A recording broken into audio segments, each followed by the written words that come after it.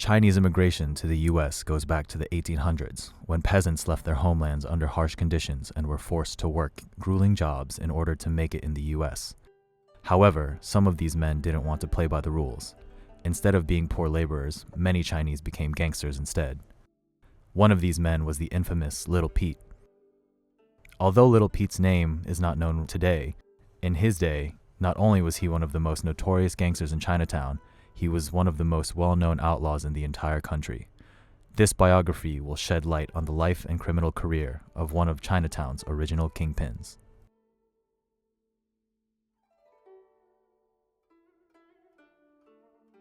Little Pete was born Fung Ching Toy, or Fung Ching, in the Canton province of China in 1864. At this time, China was ruled by the Ching dynasty, which saw political unrest and economic crisis in the mid-1800s. This caused many Chinese to consider immigrating to other countries. The U.S. became one of the destinations for the Chinese, and the California Gold Rush created an opportunity for many Chinese to immigrate. After the gold rush, there was a high demand for cheap Chinese labor in California, so these immigrants settled in San Francisco. One of these immigrants was a 10-year-old Fung Ching. Fung arrived in San Francisco's Chinatown with his family. As a young boy, he got a menial job in a shoe-making shop in Chinatown. He also attended a Sunday school of the Methodist Chinese Mission, where he learned to speak the English language fluently. The situation in Chinatown at the time was turbulent. Various Chinese organizations known as tongs controlled Chinatown. They were initially set up to protect Chinese laborers from discrimination, but they eventually got involved in criminal activity. Tongs such as the Hop Sing Tong and Soi Sing Tong dominated prostitution, gambling, and opium smuggling.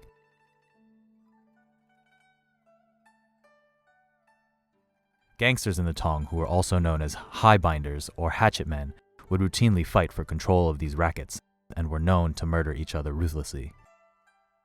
These rivalries lasted for decades and would come to be known as the Tong Wars. Around this time, a young Fung Ching witnessed a street battle between the Soi Sing Tong and Quang Duc Tong. The image of the bloody battle stuck with him for life, and he was constantly thinking of strategies of how to win a turf war. Despite the Tongs' growing influence, they weren't the only power in Chinatown. The Tongs were rivaled by another group of Chinese societies known as the Six Companies. The Six Companies were first created to help out Chinese immigrants with employment and business. They were also politically connected to the Qing dynasty. The Six Companies were comprised of 6 family-based companies: the Sam Yup, the Si Yup, the Ning Yun, the Yung Wo, the Hop Wo, and the Hip Cats Company. Although the 6 companies were more legitimate than the Tongs, they also had capable gangsters of their own. They were involved with lighter criminal activities such as gambling and were originally against prostitution and drug dealing.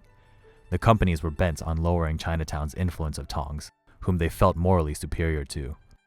In order to keep up with the Tongs, many members of the 6 companies formed Tongs with their own and got involved in rackets that they were originally opposed to. A teenage Fung Ching put his English language to use and joined the Sam Yup Company as an interpreter. Most members of the company spoke poor English, so this allowed the Sam Yups to do better business with white Americans. The company's power grew, and Fung Ching's position with the company grew as well. While Fung was still barely a man, he started to get involved in numerous criminal activities like gambling, prostitution, and opium smuggling. He then formed his own Tong called the Ji Sin Seer. This Tong was created as a murderous auxiliary group of the Sam Yup Company, which was filled with men willing to kill. These men would violently battle other organizations and Tongs for control of the streets. The Sam Yups were always feuding with the Tongs, but they also became sworn rivals with their former ally, the Si Yup Company.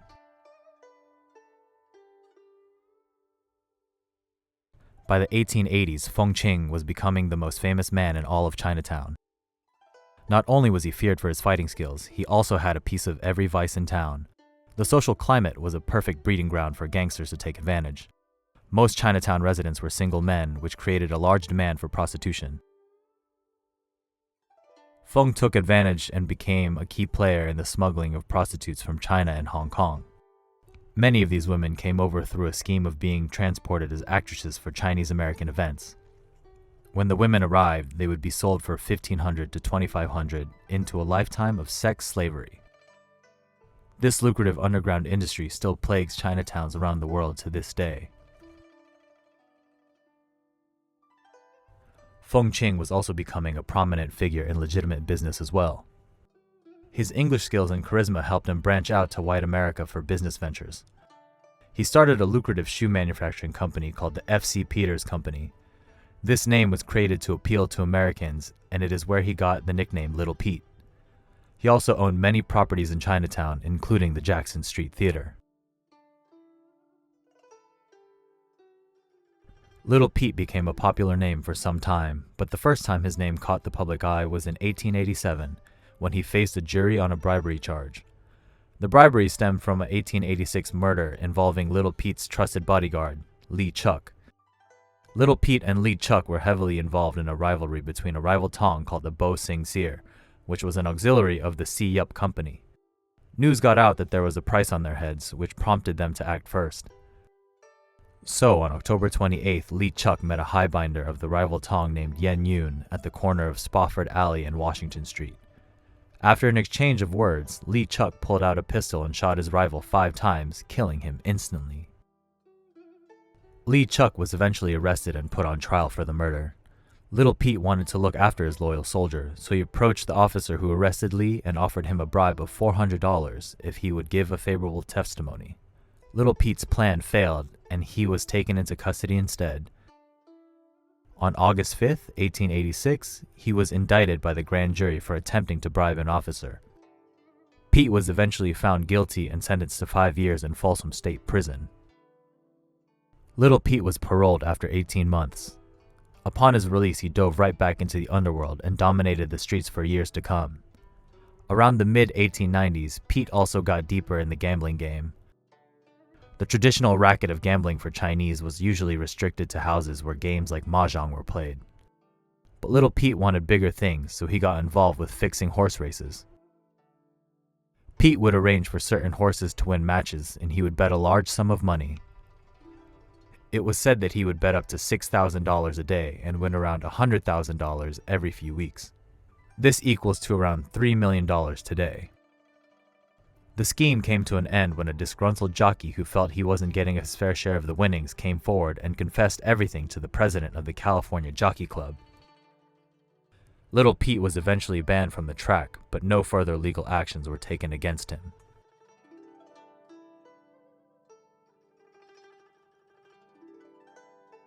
At this time, Little Pete established himself as one of the main vice lords in the city. He was dominating every possible racket and using his connections with police and white community to shut down his rivals. However, Pete wasn't the only kingpin in town. A leader in the Si Yup Company named Big Jim was just as rich as Little Pete, which he got most of his wealth from gambling. Little Pete was beginning to encroach on his territory, and news broke out that Big Jim wanted him dead. Little Pete began to walk around with white bodyguards at all times. He also kept 2 guns on him and wore chainmail regularly. The tension grew for months, and many battles were fought between Sam Yup and Si Yup hatchet men. This led to the day of January 23, 1897, when Little Pete was 33 years old. Pete sent his bodyguards to buy a newspaper while he went alone into a barbershop located at 89 Washington Street. There, in true gangland fashion, 2 Chinese gunmen entered the shop and dumped 5 bullets into the body of Little Pete. Bullets hit his head and torso, and he was pronounced dead on the scene.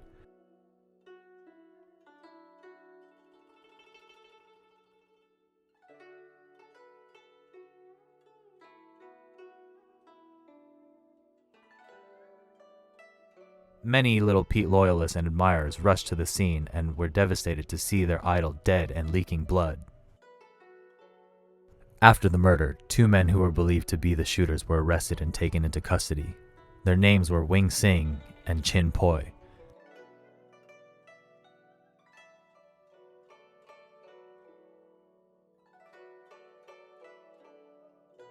The case went to trial, and the accused shooters were eventually found innocent. It was believed that the real shooters fled to China. Also, Big Jim, who was said to have hired the assassins, fled to China as well. Little Pete left behind a wife and 2 children. He also left behind hundreds of thousands of dollars in cash and many properties in San Francisco. His funeral was held the 26th of January, 1897, and was one of the largest funerals in Chinatown history. Not only was almost every Chinese in attendance, just as many white Americans paid their respects as well. The rivals of Little Pete's organization and Tong were in attendance as well, and another Tong war almost broke out before the police intervened. Many people would eventually die in retaliation killings relating to the slaying of Little Pete. The Tongs went on to fight for decades to come, and hundreds of men were consumed in these wars. Many of the Tongs and Six Companies in San Francisco still continue to exist today and play a role in the politics of Chinatown. Little Pete's position was filled by many Chinese gangsters to come, and they played a part in creating the shady side of Chinatown that we all know. Although many Chinese gangsters tried to emulate him, no one ever had the fame and admiration that Little Pete earned. Little Pete was not the first kingpin of Chinatown, nor the last, but he will definitely go down as one of the original Chinese gangsters in the US and one of the most notorious Chinese Americans of all time.